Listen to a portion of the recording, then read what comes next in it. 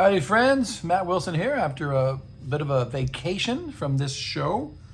We're in the December month now of 2025, getting up to be Christmas time. I'm going to do my top 40 double albums, double and triple albums today because I squeezed in two triple albums, which I think I'm never going to do a show on triple albums. There just simply isn't enough of them, right? So I'm including them in there. So it's like double albums and above. No live albums, no double live albums, but I included three half live, half studio albums. All right. So those were the rules that I set for myself. And let's begin. All right. Now, I'm only going to do the 60s, 70s, and the 80s.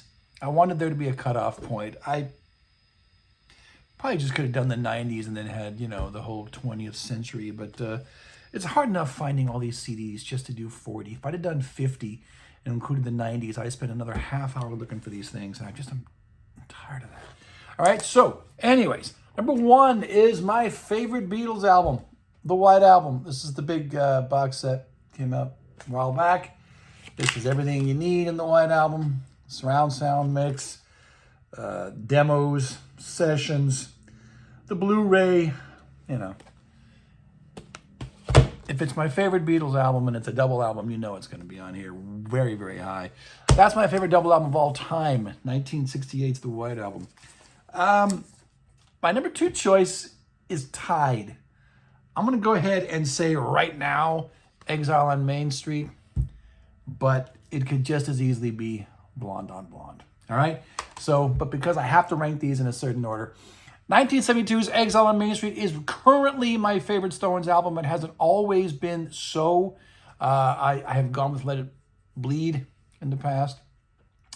My favorite Stones albums are probably compilations anyway, something like Hot Rocks. But it's been Exile on Main Street, my favorite for the past year or so. So I think the story I told you guys once before is I was playing pool with some friends about a year, maybe 2 years ago, and I was playing music from my phone, and I put on Exile after we were playing some prog for like an hour and a half. And this hit the spot so well after all that prog that it's like, oh my God, this is my favorite Stones album. And it has remained so ever since then.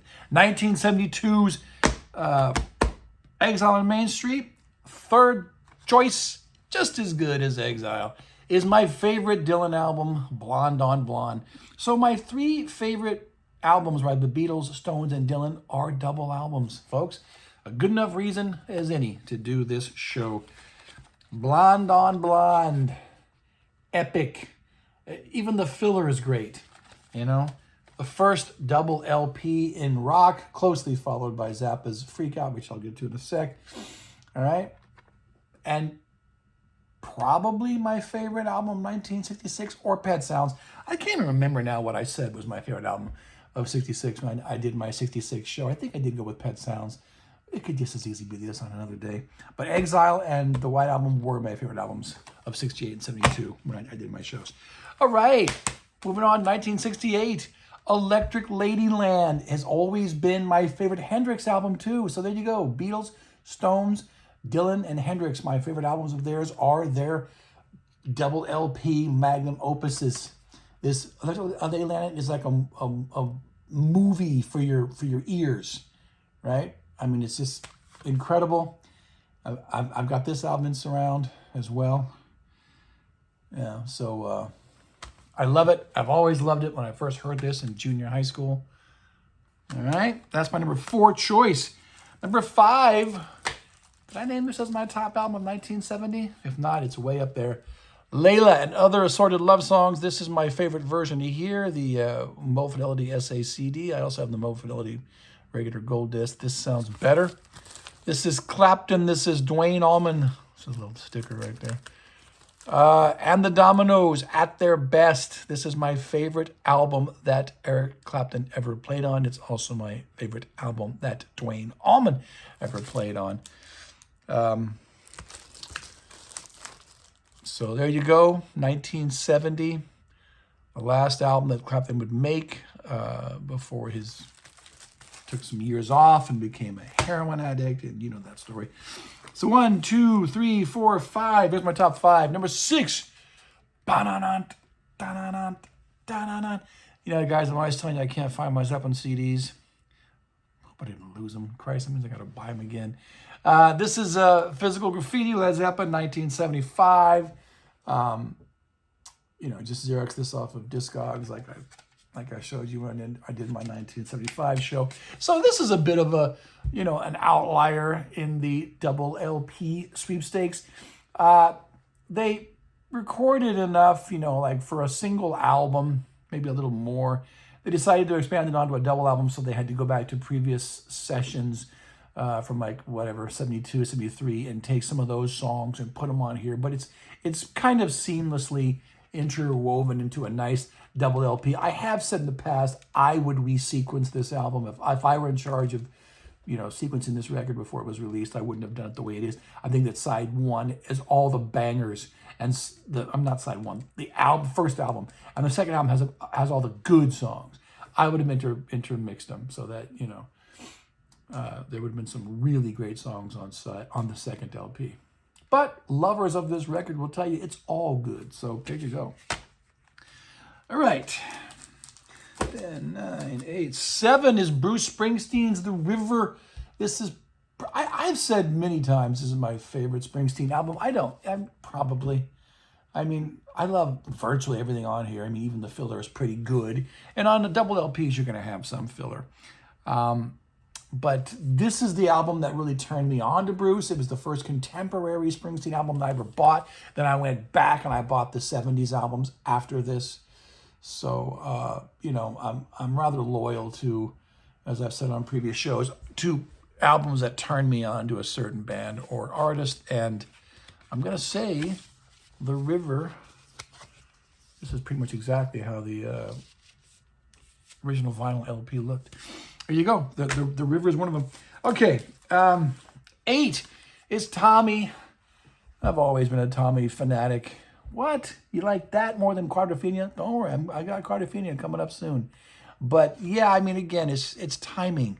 I heard this album first. This album meant a lot to me when I was a kid. We liked the movie. You know, we were cool fanatics. Yes, there's filler on here, but it doesn't matter. The audaciousness of Townsend to come up with a double concept LP that was also a rock opera in 1969 is still, you know, makes me like, wow. It has the wow factor. Yeah, he did the same thing a few years later with Quadrophenia.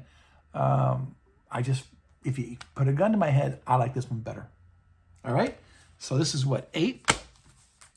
9, Songs in the Key of Life, Stevie Wonder. I think I rated the Ramones as the better album of 1976 with this as number 2, but on another day, this would be number 1. It's certainly more ambitious. This was a double album and an EP. All right?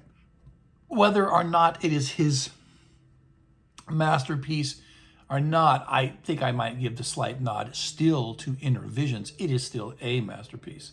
So there you go. It's number 9, Songs in the Key of Life. I'm still blown away by this one, number 10. Todd Rundgren, Something Anything. This is the album that made me a Todd Rundgren fan. You know, after this, I explored the rest of his career, including the 3 Nas albums. I did my Rundgren show, so I've already told you guys all that. So, but I mean, again, there's filler tracks on here, but even they're pretty good. And he just dazzles with one perfect power pop song after another.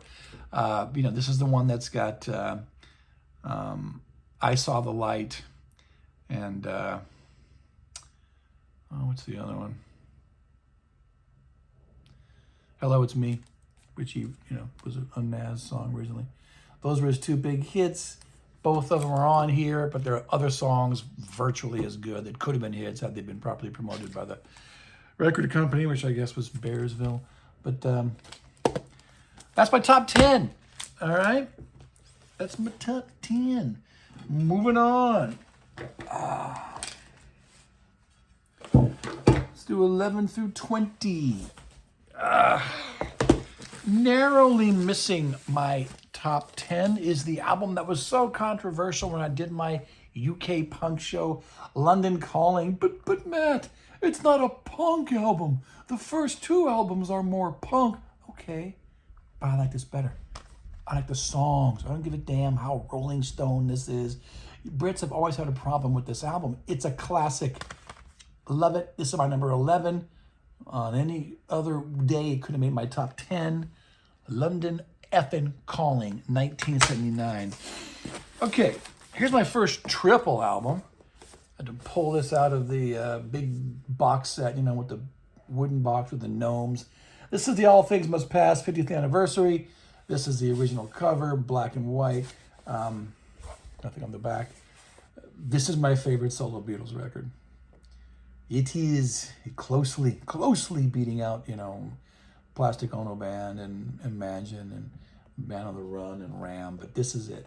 This is my number 12 choice. It is a triple album, but you can look at it if you want as a double album with an extra LP of jams that most people do not play. All right? Okay. That's 12. 13, here it is. Quadrophenia is the surround sound mix, which I didn't even own when I did my Who show. So I can show this off. Did I show this off in my 1973 best of show? I don't remember. Anyways, there you go. I may like the album Tommy better, but I like the movie Quadrophenia better than the film of Tommy. And I don't mind the Ken Russell version of Tommy. Russell was a good director, maybe even a great one, who did a lot of movies I like. Tommy's a bit over the top, though. But, you know, it's an over-the-top concept. But Quadrophenia is a much more straightforward story. This album doesn't have like a lot of frills on it. It's just basically the Who, you know. It's got them synthesizers on there, but you still got Keith Moon in his prime as a drummer. Daltrey sings his ass off, and Townsend pulls it off again with another double concept LP, which, do they call this a rock opera like they do Tommy? If not, they should.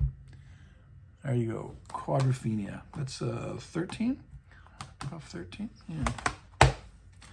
14 is The Wall. Here's the Shine On version. Probably should have showed you my Mo Fidelity gold disc, but you know, people have issues with, even amongst Floyd fans, this is kind of divisive. Oh, it's just a Roger Wine fest. He's obsessed with his daddy or whatever. Oh, okay, I get all that. I don't care.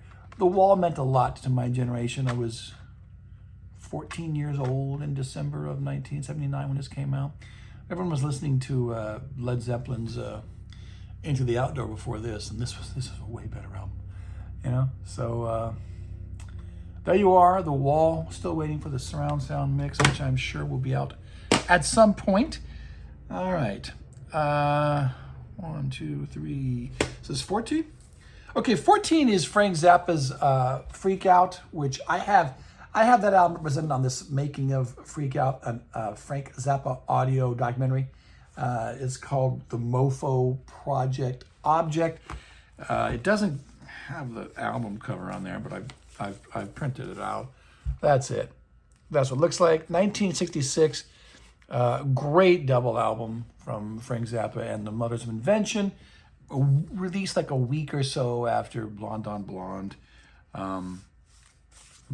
If you get this little Mofo box set, it's got four CDs, God, a booklet, a map. I mean, it's got everything you want to know about Freak Out, except for the mono mix. Close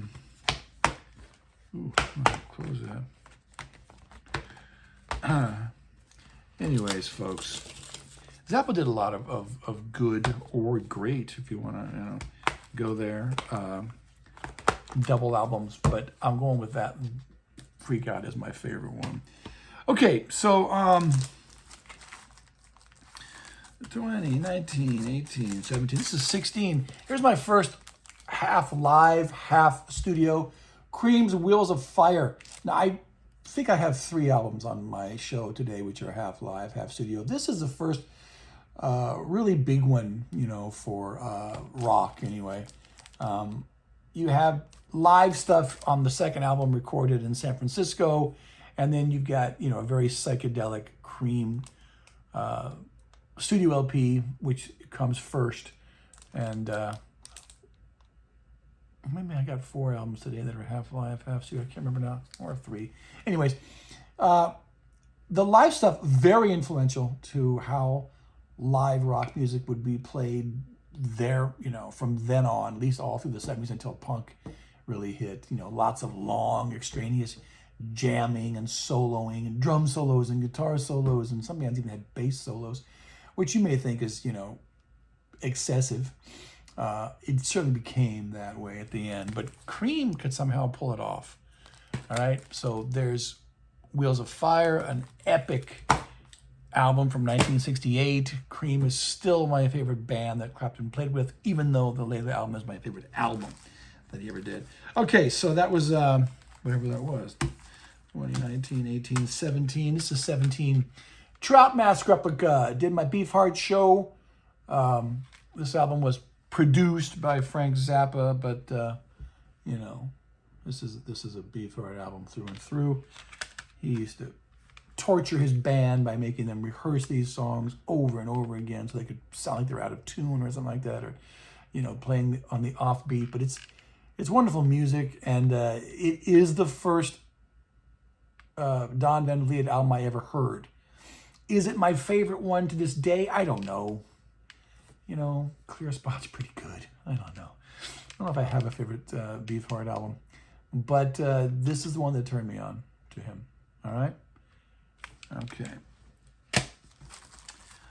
18 is Donovan's A Gift from a Flower to a Garden. This came out in 67, so it was still relatively early in the days of double LPs from rock artists. Of course, Donovan was a folk rock artist. There he is with Maharishi. And this works. I mean, again, there's filler on here. He's got an album of just regular folk rock songs, and he has an album of like songs for children. But some of the songs could be on either album. You know, it's like you could intermix them.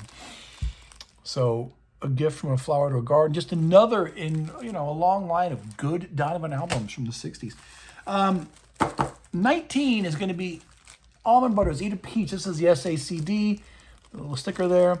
I forgot to show you guys this when I did my 1972 show. I put that in the comment section as a comment I made after I gave you the list. But I love this record. This was my ex-wife's favorite Allman Brothers album. She played it relentlessly. Sometimes she even made it all the way through Mountain Jam, folks. Yeah, this is a classic.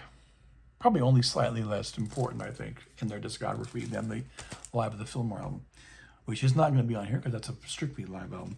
Okay, Bitches Brew is number 20. This is the only jazz album I have on this list. That's a double. Oh, there are plenty of double, you know, jazz albums, but a lot of them are live. This is fusion, so it's got some rock in here, and this is a rock show right today. So Bitches Brew, 1970.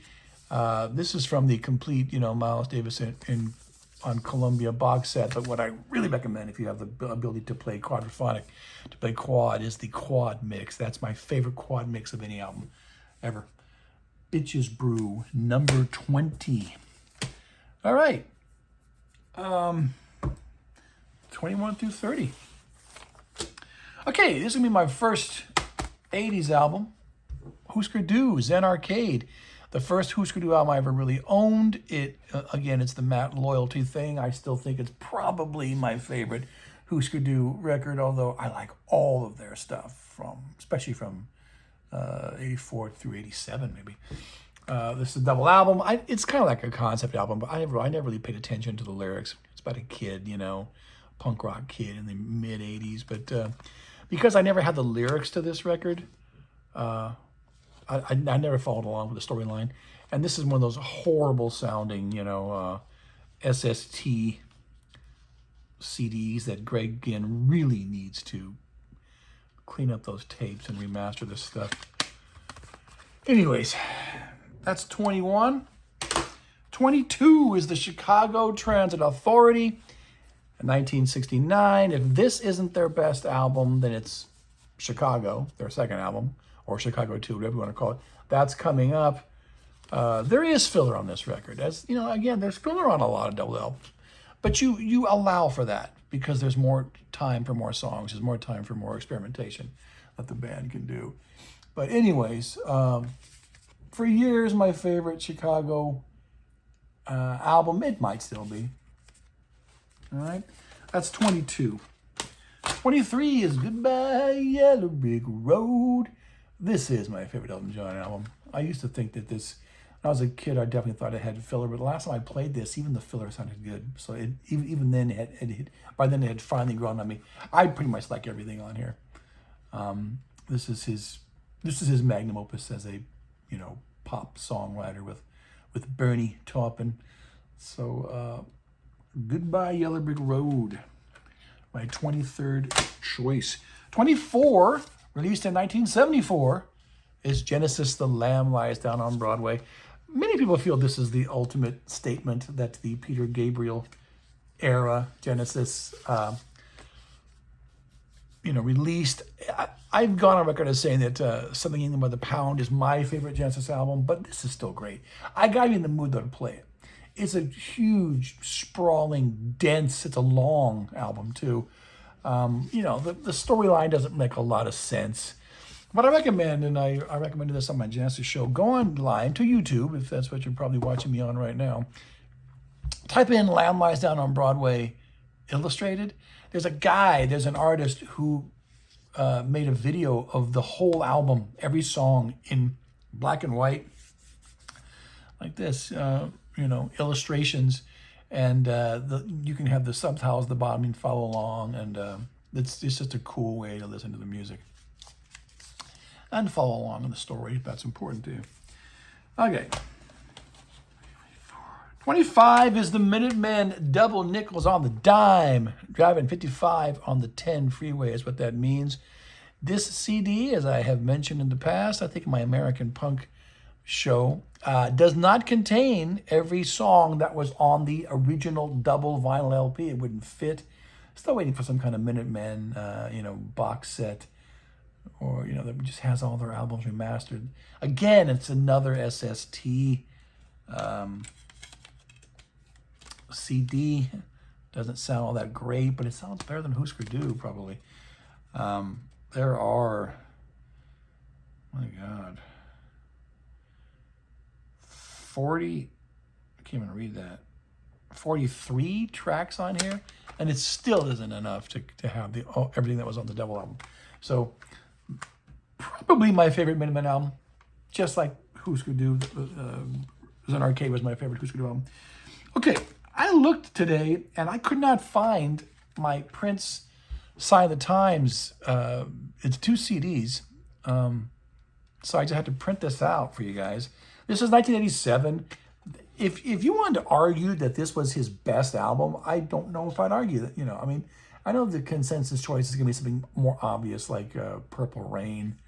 I've even got 1999 on this list today. You're going to see it coming up. But this has, I think, the broadest expanse, the more different variety of music that Prince could come up with. It's only a little over 80 minutes, so it just barely cannot fit onto one CD. But there's a whole box set for Sign of the Times. I probably should just buy it rather than just say I can't find the damn. But this is a truly great album from 87 at a time when it was becoming difficult to ascertain what is a double album since we were in the CD age at that point, right? I'd had a CD player for a few years by then. It was a double CD. It's 80 minutes when, over 80 minutes. Some of the albums on this list are only like 60 minutes, all right? But I love it. I love it. Okay, so we're going up to 30, 29, 28, 27. 26 is Big Star's third. I've already bigged this up as perhaps my favorite prog album. Oh, that's the cover. Of 1970. This is their last album to contain a vocal, and Robert Wyatt only sings on one song. And they were instrumental, after that. But it's a bit psych. It's still proggy, and the fusion is beginning here. It's not for everybody, but, Soft Machine's not for everybody. Did I say Big Star? Yeah, this is Soft Machine's third. Big Star's got an album called Third too, so whatever. All right. Okay. 27 is another triple album. I'm not gonna. I don't know if I have any more triple albums. Is the Sandinista album by The Clash, 1980. I don't think we got it in the States until 81. 2 discs, jam-packed, full of rock, punk, dub, reggae. And I've always liked it. This is an album that a lot of people complain about. They say, oh, there's too much filler on here. Yeah, but even the filler is pretty good. And the band put most of the filler on that 3rd disc. So if you want to see this as a double album with a 3rd disc that people don't play as much, a la, All Things Must Pass, I'm fine with that. But I like Sandinista. I think it's a great album. Oh, God, I'm thinking for a second this shouldn't be in my list because it's from the 80s, but I am doing 80s albums. Damn. Okay, there we go. Sandinista. Okay, so 28, it's going to be Sonic Youth's Daydream Nation. This could be my favorite Sonic Youth album. I think I have said it is in the past. They're a band, though, that, I like. Well, I was mentioning Husker Du earlier. I like all of their albums from a certain period to a certain period. This was not the first album of theirs I ever heard, but I seem to glom onto this. I still think that Teenage Riot could be my favorite Sonic Youth song. I love to crank that song when I'm out walking for exercise, listening to my old school iPod. I more than not play that song, and there's enough great songs on here to say that pretty much the whole thing is good. And if you get this double CD, which is not well recorded, it's way in the red. You get live Daydream and then cover songs, and it's all cool stuff. But they could use this album could use a proper remastering. Okay, 29 is 1999. Prince bought this album when it very first came out. The original CD didn't even contain all the songs that were on the double album, but this remastered CD does. All right. I like everything on here. A lot of these songs are longer. They're like elongated songs. They're meant for dancing. But I don't care. It's still great to put this on in your car and drive around blasting it. 1982. I like this album probably more than Michael Jackson's Thriller, which also came out in 82. Okay, and for my number 30 is the second Chicago album called Chicago, or Chicago 2, as most fans call it. All right. Chicago were kind of kings of the double LP because they released so many of them. Chicago 3 could have made this list, but I wanted to, make 2 albums to cut off. So that's number 30. Okay, last stack here is 31 through 40. Still solid records. We're not getting into mediocre albums at all. Tusk, Fleetwood Mac, underrated. It never gets the acclaim that Rumors or Fleetwood Mac from 75 does, and as such, it's not as good an album as those two, but it's still solid. And you've got a very experimental Lindsey Buckingham, and this is really his album, I think, and his prime here. And they're a pop band or a soft rock band, but they didn't kind of get into that kind of real just inane top 40 fodder that they did in the 80s. I don't mind the 80s Fleetwood Mac albums, but this is probably the last great Mac album. And it kind of forms the end of the triptych of the 75, 77, and 79 Fleetwood Mac albums. I like it. That's 31. 32 is Can, Tego Mago, Tago Mago, however you say it. I think we always say Tego Mago. I gotta be honest with you guys, though. The second album is difficult. It's a double record. I love the first album. First album's as good as any other Can album. But the second one is where they really try your patience. When I play this album, I usually only play first 3 songs. The final 4, talking about Hallelujah, It's difficult. That song is 18 minutes. Then Aumjin is 17 minutes. Then Peking O is 11. It's just it's trying. But it's still a classic double album, and any fan of Can will tell you, you pick this up. Probably get Eggy Bamyasi first, or that one from 73, Future Days, I can't remember what it's called. But this is way up there, 1971. 33 is Manassas by Stephen Stills. This is almost a forgotten album. This is the last great, Stephen Stills written album. He has his hand in writing virtually everything on here. And again, that's a double LP, 1972. Neil Young never tried a double LP, unless his soundtrack to Journey Through the Past counts, or live albums. But this is a really good record, and it could be his best album, this one or the first one, Stephen Stills. It's almost like a toss-up. But he really had a band going here. He had Chris Hillman, as like his co-captain from the Byrds. And I want to say this band should have kept going, but they did do another album in 73, and it wasn't as good as this. But it wasn't bad either. But this is a real solid record.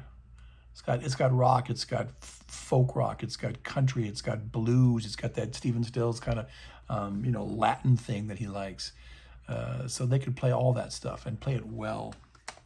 Okay, 34 is another and my final Frank Zappa album. This is Uncle Meat. This is the Meat Light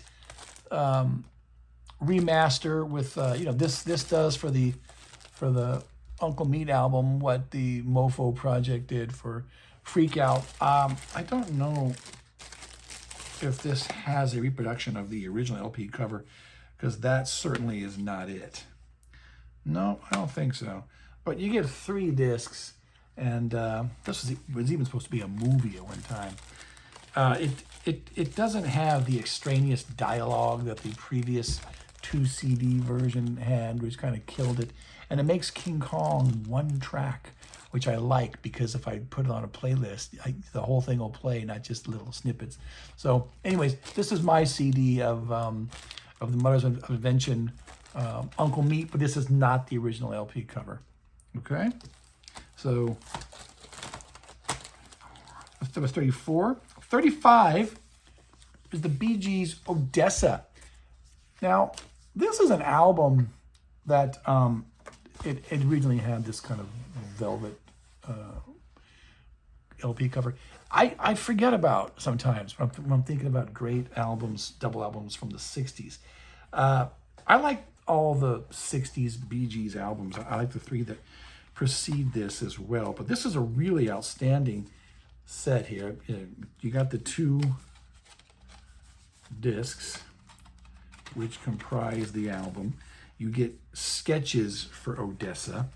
You get, the booklet. And then, whatever this is, a sticker. And then another booklet. No, a poster. So I don't know if this set is still in print or not, but it really is the best way to hear this on CD. So 1969's Odessa. Okay. 37. 36 is Electric Light Orchestra's Out of the Blue. I remember this was a popular album in 1977. This is a nice little set here. I mean, you get the you get whatever it came with the album. It's all on 1 CD. The remastering is nice, and it's a solid record. They said they made this album in 3 months, so that's pretty good for a double album. Okay. 37 is The Cure, Kiss Me, Kiss Me, Kiss Me. Hard to remember if this even was a double album, because when I had the CD, it was on 1 CD, but they left some songs out again, like they did on that Prince 1999 one. This double disc gives you everything, and then a bunch of demos. So it is. Oh, are they all? Oh, and then there's live live bootleg stuff. Anyway, this is the best way to hear on CD anyway. The Cure's Kiss Me, Kiss Me, Kiss Me. I love the album. I don't know if I have a favorite Cure album. My favorite Cure album, one that I played relentlessly, was the Staring at the Sea or Staying on the Beach compilation from '86. So, but this has great songs on it, as does Disintegration, which are not on Staring at the Sea. So you got to have this. 87. Okay, here's XTC's English Settlement, which is from 82. This is one of those ones that Stephen Wilson has not yet done a surround sound mix for. He probably cannot find the multis, but it's real good. Was there 15 songs? Oh, that's a short double album. Was this one of those ones that was like three sides of an LP? I'll have to look that up, because if this is not a proper double album, I probably shouldn't have included it. But that's okay. It's a good album. If you like XTC, you won't go wrong with this. You know, English. I said 82, didn't I? I think this is 81. Now that I'm thinking about it. All right. Okay, getting down to the wire here. This is 39. This is Here, My Dear.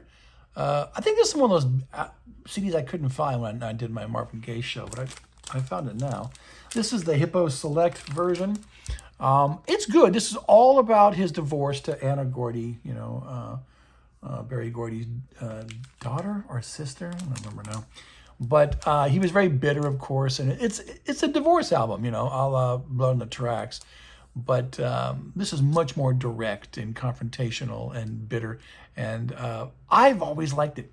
It may not be like a classic Marvin 70s album the way that Let's Get It On or What's Going On are, but it's pretty damn good. And it's weird, funky, you know, almost some of the songs almost have a funkadelic vibe. Okay, my last one, just to squeeze it in, is the Kinks. Everybody's in Showbiz. This is half live, half studio. It is not a classic album, but it's the last really, to me, satisfying album that they would make for years. All right? They were coming off, you know, the tail end, this is the Mo Fidelity version, of a truly classic run of LPs from 66 to 71, from Face to Face through Muscle Hillbillies. This is not in the same league as those records, but it's good enough. Also, this same year, they had the classic, you know, Kinks Chronicles, which was a double LP, you know, but it was a compilation. Compilations are not going to be included on here. And in 73, they had the Great Lost Kinks album, which was an album of like 60s stuff, but most of it unreleased. That was a great album, you know. And then the decline began with the Preservation albums. But I still think this is a very good album. It may not be a classic, but if you like the Kinks, this will satisfy you. All right, well, that's my top 40. I left out a lot of, you know, great double albums that were released in the 90s. That's okay. I may do another show again. I don't know. I might do a live show next, you know, best live albums. And I'll get around to doing my 1977 show, best top 70 LPs of 77. I'm just putting it off because it just takes so long to find, you know, 70 CDs to do one of those year shows. And my 1976 show didn't get that many views anyway, so it makes me wonder what it's even worth it. Anyways, Matt signing off.